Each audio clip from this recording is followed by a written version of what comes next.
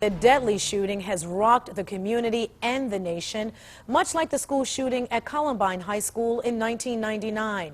Today, the father of one of the girls killed at Columbine is joining us live from Denver to talk about his experience, what it was like days and even years after, and the incredible way his daughter's legacy lives on. Darrell Scott, we thank you for joining us this afternoon. And you know, it's very rare to talk with someone who has gone through something like the families of the victims in this tragedy. What would you say to them tonight? Well, honestly, they don't need to hear from me. Those victims' families need their friends and family around them. I wouldn't have wanted a stranger talking to me right after Rachel died. I needed my family. But the pain will be there for a period of time, and then there will be a healing process, and it's months afterwards that a lot of times I do talk to victims' families, and I just encourage them to celebrate the memories of their children. We've been able to celebrate Rachel's memory with 17 million people over the last few years, and just to celebrate their memories, to remember the good times.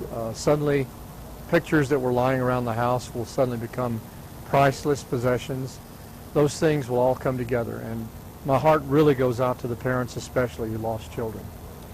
Darrell, no one will ever forget this tragedy, but if you could share with us just a little bit of when you experienced this with Columbine, and just take us what happened and what's going on that we could understand what the parents are dealing with and be more sensitive to them at this time.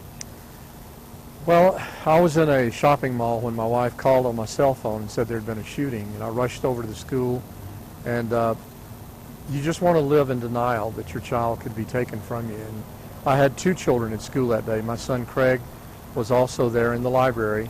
Two of his friends were killed beside him, and he lay there covered in their blood, looking down the barrel of two guns, knowing that he was going to die. And he was spared, but my daughter Rachel was the first one to be shot and killed.